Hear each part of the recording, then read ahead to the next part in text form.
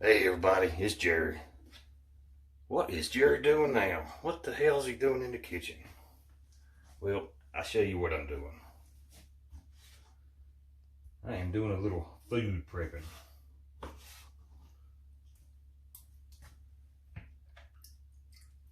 This is chicken. I've got 6 pounds of chicken, and I'm going to be pressure canning it. Why in the hell are you going to pressure can some chicken, Jerry? Well, I'll tell you why. Well, in times like right now, when you're never really sure about what the hell's going on, it's good to have it's good to have some meats that is not going to spoil, just in case. For the just in case moments. Now, I don't think, with this coronavirus thing going on, I don't think that it's going to get so bad that we're going to be out of electricity or running water, TV, internet, all that stuff. I don't think it's going to get that bad. But what if it does? What are you going to do? A lot of people hoard up for some food.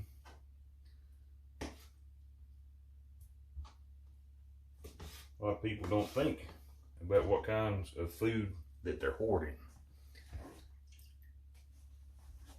Foods that go bad, like the meat. Foods that go bad without refrigeration. What the hell are you going to do with that if the electricity goes out? Well, with pressure canning, you don't have to worry about that.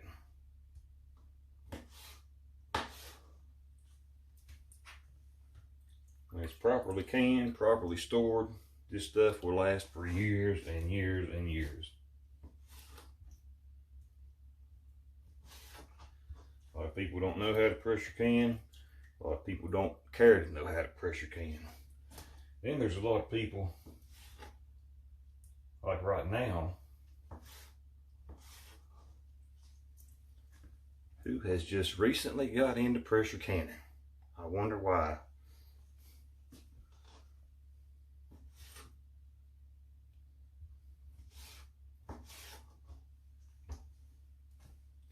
Now, what little bit of chicken I've got here, I think it's 6 pounds.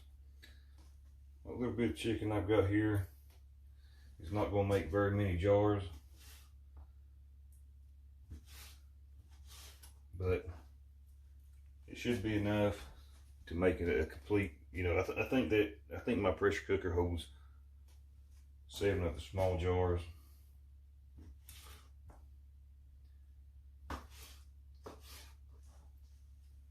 This should be plenty enough to fill that up.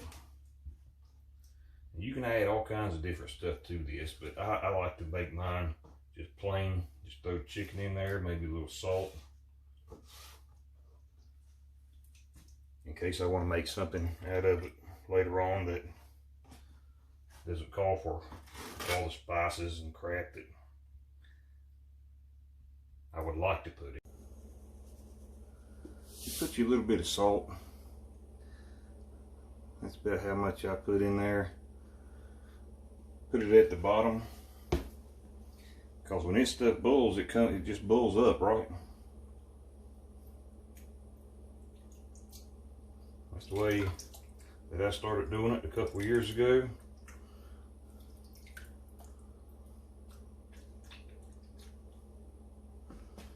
And another thing, just fill it up to that bottom ring right there. That's perfect.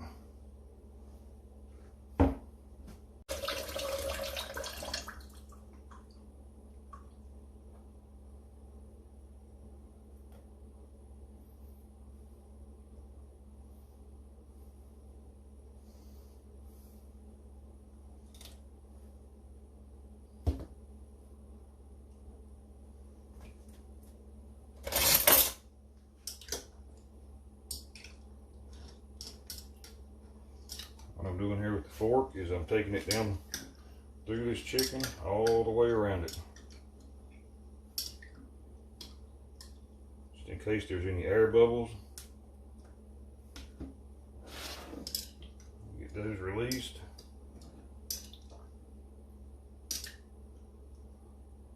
There was some in that one. There was some in this one.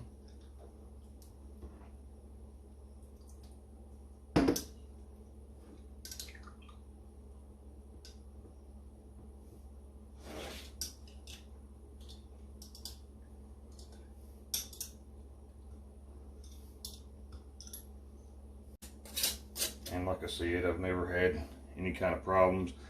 One of the big things though that I used to have problems with is over tightening these lids. Just a little bitty snug and it's good. You don't want to over tighten them. You don't want to under tighten them. Just a little snug and you're good to go.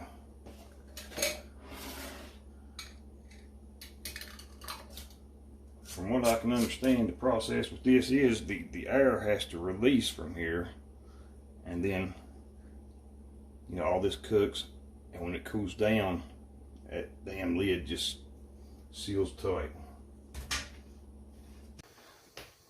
Alright y'all, I got everything in here, got all the jars in here, the pressure's starting to rise.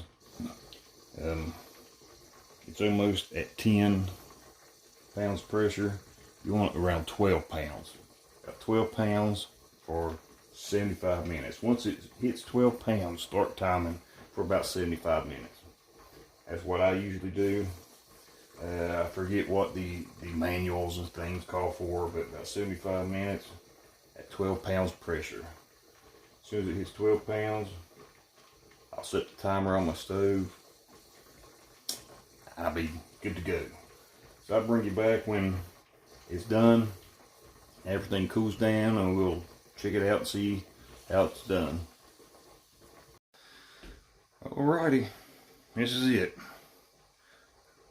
First batch is done. I'm starting on another one. It's all cooled down. That's what it looks like. Doesn't look too appetizing, but it is. It's got some great chicken broth in there, good cooked chicken that you can make about anything you want to out of. All I have to do now is mark and date it. I'm sure it's going to get ate way before it ever would go bad, but I'll mark it, I'll date it, mark chicken, put the date on it, and then store it, and I'm good to go. This is fully cooked. I could eat it straight from the jar, or I could add it to any kind of different recipe that I want.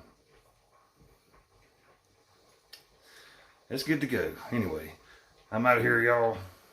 Have a good day. It's something great to know. Prepping 101. Cooking with Jerry. Chef Jerry. Anyway, I'll see you later.